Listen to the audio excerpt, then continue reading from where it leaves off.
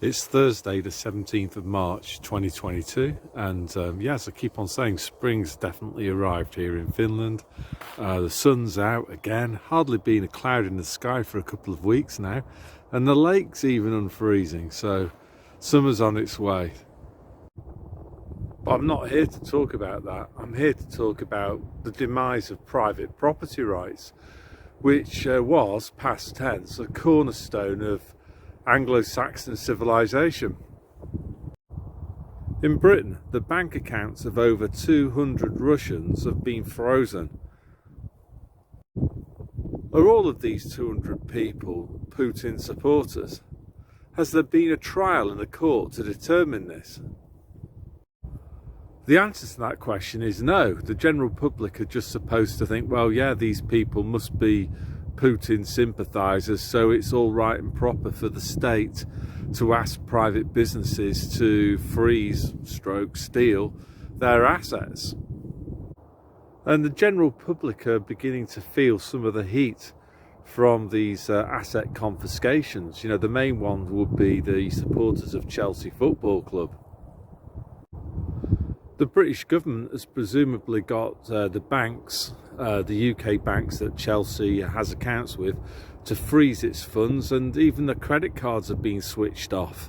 So the club is financially crippled, and it looks like if things aren't resolved quickly, the whole club will go out of business, a bit like what's happened in the past with a couple of years ago with Bury, and a lot of football supporters will be left without a club to support. The British government has presumably twisted the arms of the banks that provided financial services to Chelsea. Their accounts are completely frozen, and even their credit card facilities have been withdrawn. And that's thrown the whole future of the club into jeopardy. The current manager, Thomas Tuchel, has said, well, he's probably not going to be there for very much longer.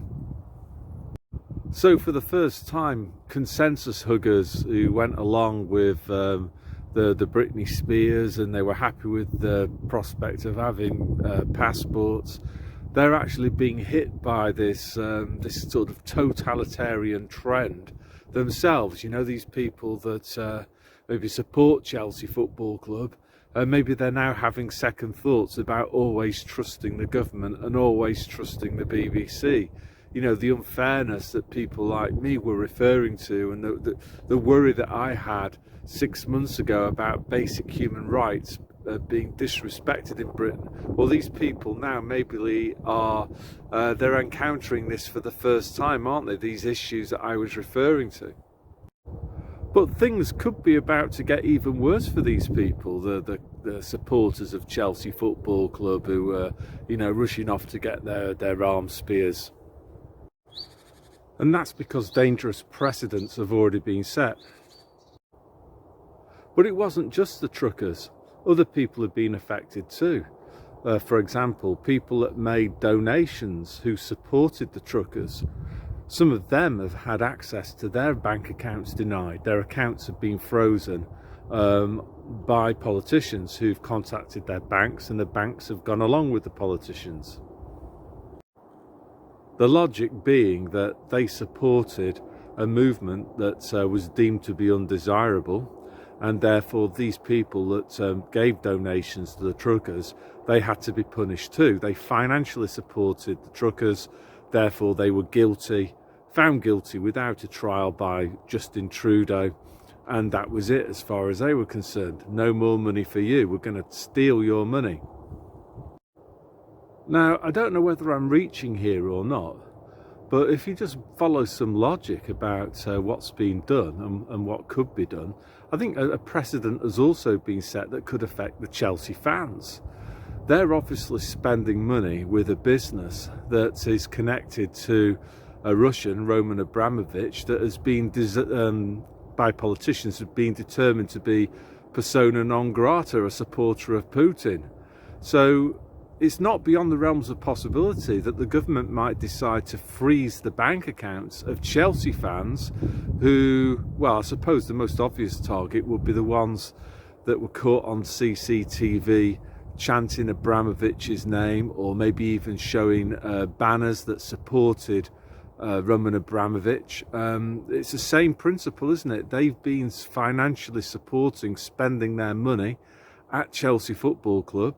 Chelsea Football Club is now deemed to be an enemy of the state. It's had its financial access to financial services withdrawn. Why wouldn't the government want to steal the assets of Chelsea fans? They could argue it's legitimate. They're traitors in their view. They're going against the consensus. They're supporting somebody who supports Putin. Of course, from my point of view, this will be completely immoral and extremely stupid. Property rights are really, really important. And if people start to doubt the fact that they can own private property, then where's the incentive for people to work hard in order to accumulate it?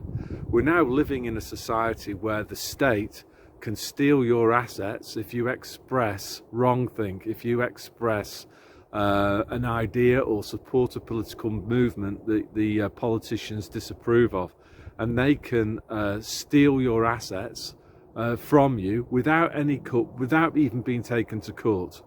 And this is extremely dangerous. What's also interesting, as far as I'm concerned, is that this is the state working with private businesses, and the private businesses are doing whatever the politicians tell them to do, even if it might be unlawful. And this exact tactic was used by fascist technocracies in the 20th century. Private businesses had to do the bidding of the state, or else they were put out of business and the owners were thrown into jail.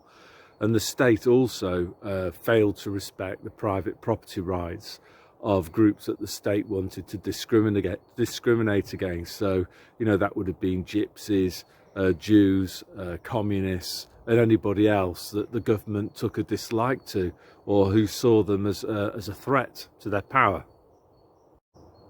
So what would a country look like if it didn't respect private property rights? Well, the phrase that springs straight into my mind is the one that Klaus Schwab utters, which is, "You'll own nothing and you'll be happy." Maybe I see this as being, obviously it's a trolling phrase, isn't it? Particularly the you'll own nothing and you'll be happy, the second bit of it. I don't think people will be very happy about having their private property confiscated from them if they happen to say the wrong thing. So the question that I've got really is, do you want to live in a society where private property rights aren't respected? As an economist, I'll tell you one thing. It'll be a very, very poor society, because private property rights are essential to create incentives. And those incentives are needed for people to not only work hard, but also to risk everything and set up businesses and be entrepreneurial. And that's to say nothing about the loss of freedom, that if the state is intimidating people, controlling their speech through intimidation, then do you want to live in a society like that too? And also what I would say is that if people can't openly debate, then you're not going to get to the truth of things, because you need to speak honestly and openly to garner the full spectrum of ideas needed to establish the truth. So the last thing that I want to say to Chelsea fans, particularly the consensus hugger variety, is I want you to be scared. You've blindly wandered into this by supporting all sorts of human rights abuses over the last 2 years, and now it's arriving at your door. So think about it.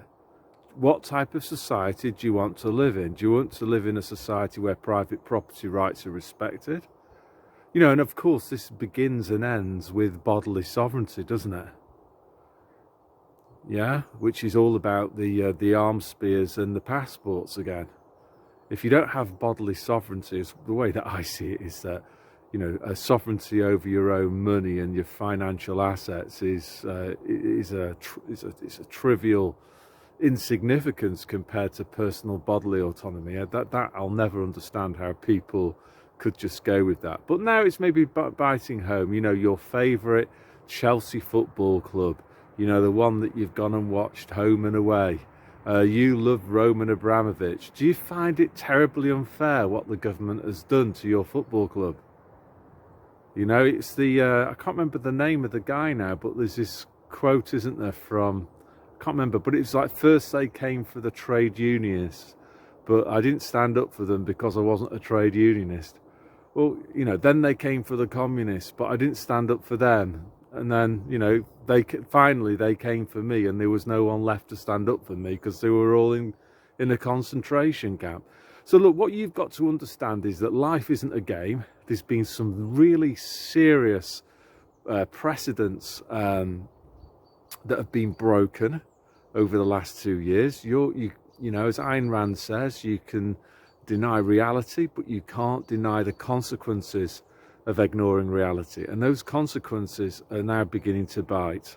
You're also going to see the economic consequences too. You know, the massive inflation that's been created, not by the war, no, but by the 2 years of money printing and the supply chain busting lockdowns. All of that is going to hit the fan already. And if you think things are bad now, just wait until the effects of further work themselves through in 8-9 months' time. Yeah, so think about that. And in future, stand up for your freedom. Support things like free speech and private property rights. A couple of other things. So the first one is the kind of rise of identity politics in this context. So I'm hearing stories of Russian children in schools, in UK independent schools, being persecuted. You know, from personal experience, I can easily see some of these extremist, they call themselves progressive, but you know, I can easily see some of these teachers, you know, these extreme far leftists, I can easily see them bullying Russian kids, easily. I've heard stories of Russian Orthodox churches, I think there was one in Oxford, that have been vandalised. So this is the rise of identity politics, isn't it? That people these days, they're condemned by stuff that they have no control over. In this case, their nationality. You're a Russian, so therefore you're a bad person, so therefore you're guilty, so therefore you've got it coming to you. And this is, sadly, I've seen this stuff coming for a very long time. Again, you know, I've seen this in single-sex schools, you know, that even head teachers pushing this hate-fueled identity politics line that men are always the enemy. You know, if you see a man, he's a toxic masculinity. Don't take time to talk and listen to men, because you know what they're like. They're all bad uns, you know, because if they're a man, that means by definition they're a bad person, and they're your enemy, and they're a threat to you, and you're in this massive battle against them. You know, so they push this line of an adversarial relationship between men and women, which is just terrible. And then obviously, you know, you get the race baiting too, the same sort of people that are going to be really groupthink hardcore against all things and all people that are Russian. They would also have been these people telling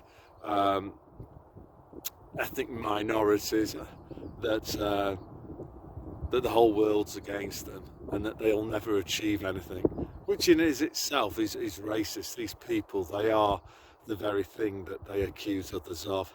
So that's also in the mix, isn't it, here with this kind of persecution of all things Russian. It's just more identity politics.